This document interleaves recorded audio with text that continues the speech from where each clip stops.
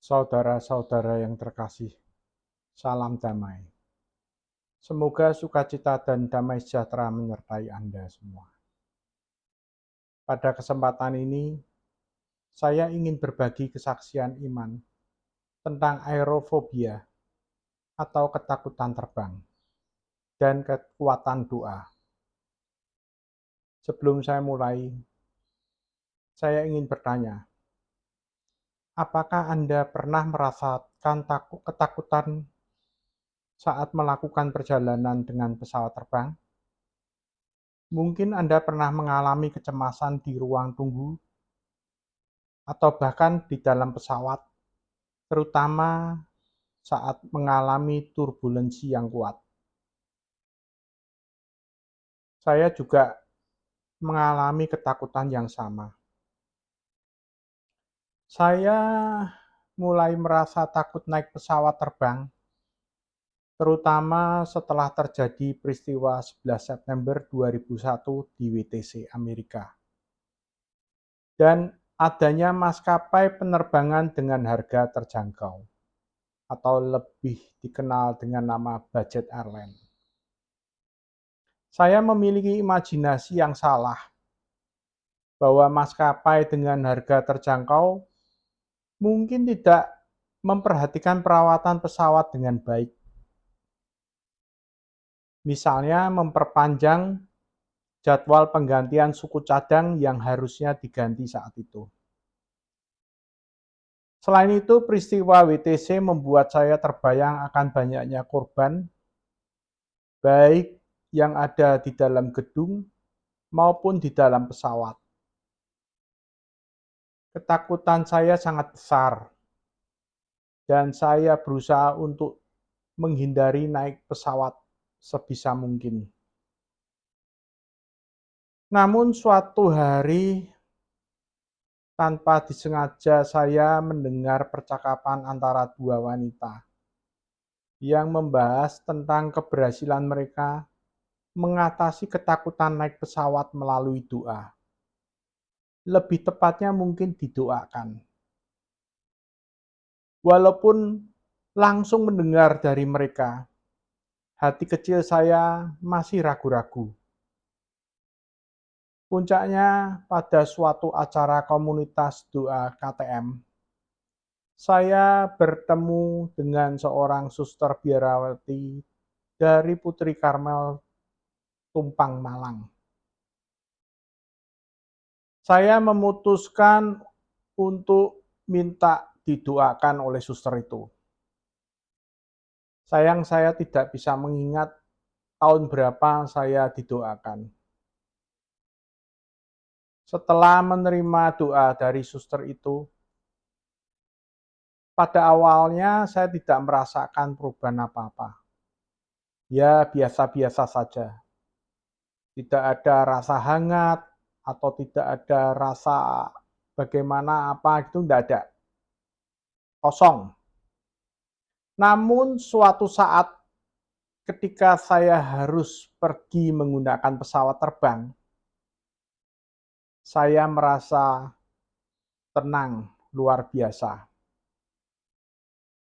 Bahkan saat berada di dalam pesawat yang biasanya membuat saya segera berdoa karena rasa takut yang luar biasa, kali ini saya tenang-tenang saja dan saya merasakan damai. Dan saya hanya mulai berdoa saat pesawat hendak lepas landas. Jadi jauh lebih tenang. Semenjak saat itu, setiap kali saya naik pesawat, saya tidak merasakan ketakutan lagi. Apakah saya masih berdoa? Ya, saya masih berdoa untuk keselamatan. Tapi tidak untuk mengurangi rasa takut. Karena saya sudah tidak merasa takut lagi. Pernah ada satu perjalanan, ini sebuah pengalaman lagi, yaitu ketika saya melakukan penerbangan dengan Batavia Air Sekarang maskapainya juga sudah tidak ada. Waktu itu dari Singapura ke Semarang. Dalam perjalanan dari Singapura ke Semarang, setelah lepas landas ya kurang lebih setengah jam, pesawat kami mengalami turbulensi yang cukup kuat selama sekitar 3-60 detik.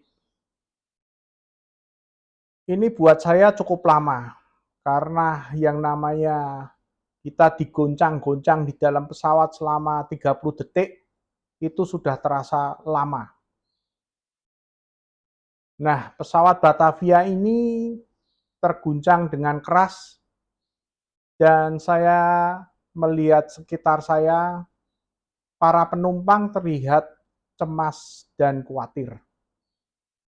Bahkan ayah saya yang duduk di sebelah saya bertanya, "Kenapa pesawatnya seperti ini? Biasanya tidak seperti ini kok." Saya bisa merasakan ketakutan ayah saya. Namun dalam diri saya merasakan sangat tenang. Tidak ada kekhawatiran sedikit pun yang menghantui pikiran saya. Ya saya santai saja, menikmati perjalanan pesawat walaupun ada turbulence. Saya membayangkan diri saya ini seolah-olah setelah minum obat penenang dosis tinggi. Ya, seperti itulah rasanya, tenang sekali. Saya merasakan kekuatan doa yang luar biasa. Saya yakin doa Suster Putri Karmel itu dikabulkan dengan terbukti aerofobia saya alias ketakutan terbang hilang begitu saja. Tidak pernah menghinggapi saya lagi. Allah Bapa sungguh sangat baik dan mengasihi ciptaannya. Saya sangat senang bisa berbagi kesaksian iman ini dengan Anda semua.